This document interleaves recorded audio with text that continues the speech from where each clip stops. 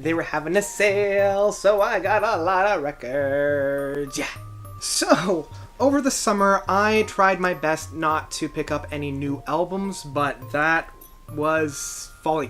I did run into a number of record stores that had a number of sales, and one of the main sales that I had was in classical music, and I've been in a real big classical music mindset lately. So a lot of these albums are classical music, but these are also the albums that I found along the way within all of the summer. So let's dive into some of them. So first off, and I'm going to move a little bit further over there. There we go. So first off, let's get into the classical pieces that I picked up. And first off, we've got the Requiem from Mozart, the unfinished piece, his last piece.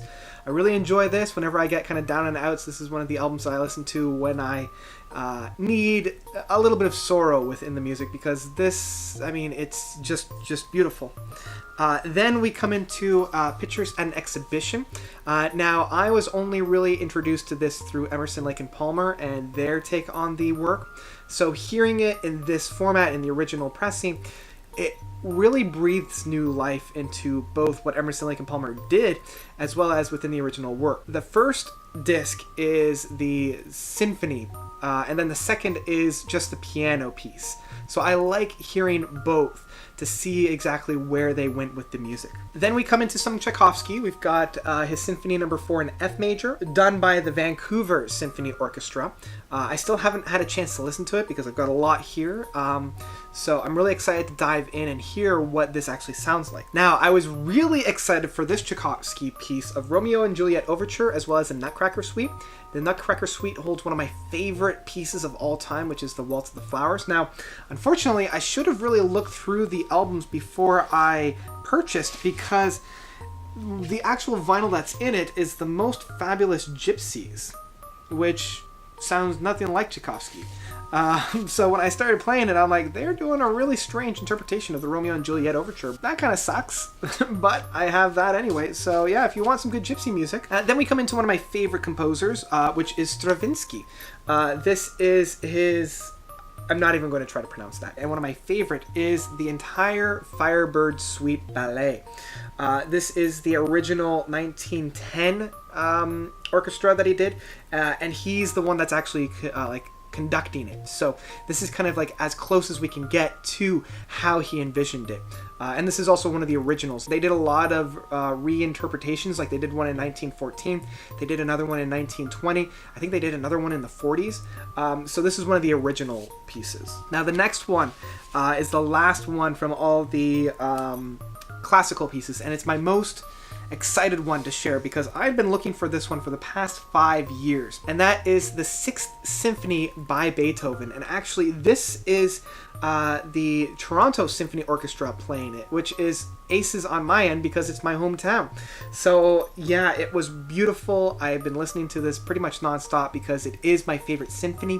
It is one of my favorite pieces of classical music, and whenever I listen to the Sixth, it just brings me such great joy. In the same vein, we're keeping into like a new interpretation of a classic, which is the Pictures at an Exhibition, but this is the one that's done by Tamada. I've already explained how much I love this guy's work. His use of synthesizer is just beyond measure. I love his Firebird Suite. I also have his take on the planets. This one, I haven't had a chance yet to listen to it because I've got a whole lot that I still need to listen to, but I'm really excited to hear his own rendition of this really great piece of work. From there, we go into Jean-Michel Jarre, which I've been corrected. I always used to say Jean-Michel Jarre. It's the French-Canadian, but it's Jean-Michel Jarre, and that is Zuluk. Not a big fan of this, but I am a big fan of Jean-Michel Jarre's. Then we come into a very deep progressive rock band, and that is of Nectar. I love these guys, and when I saw this, I had to pick it up. I've just been grooving away. It's straight out of the 70s, a great progressive rock deep cut. Now, if you've been following my live streams, you'll know that I've kind of started each one with this piece, which is Fresh Air 3. I love Mannheim Steamroller. Now, the next one I actually picked up for my stepmom, so if she's watching, avert your eyes because I'm going to give this to you when you get back into town. It's a Miles Davis album. She loves jazz, and she particularly loves Miles Davis. And she said if I ever saw any, to pick it up. So I picked up this guy. Again, haven't listened to it yet. Next up, and the last of the used, I know I have a lot of used stuff there.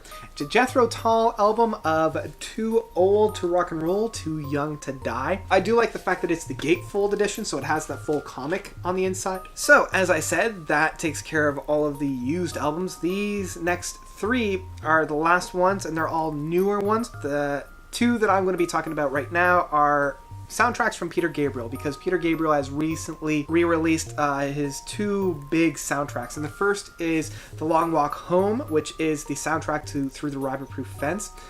I love this album. I love listening to it really late at night and just hearing all the sounds.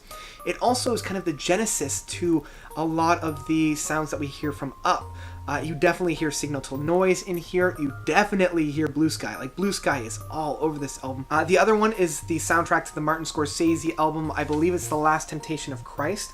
But this one is just known as The Passion. It is pretty heavy. It deals with some pretty heavy concepts, and again, the musical journey that is on this album, it's just, there's no words for it. And so I had to pick this guy up. Both this and The Long Walk Home are mastered in a 35, so it spins a lot faster, so there's a lot more vinyl here. Like, there's 3 vinyls on this.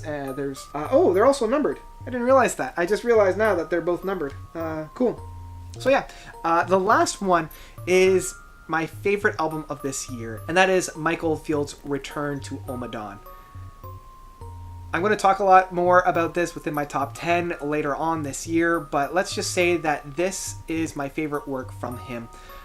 Just a masterpiece, and I really wish I could have graded that album from I Love It With All My Heart to the full-on masterpiece, because the more I'm listening to it, the more I'm realizing it's a masterpiece. So, love this album. Love it, love it, love it. So that's about it. Those are all the albums I picked up over the summer. I also inherited a bunch of albums from my manager at my office. I'm not going to show you any of those because they're all pretty terrible, but I kind of have a little bit of fun listening to them. So yeah, that's about it. What did you guys think? What was your favorite album in the collection? What was the most surprising album? Let me know by commenting down below. Thank you guys, as always, for watching. You guys are definitely the best. And until next time, notes out.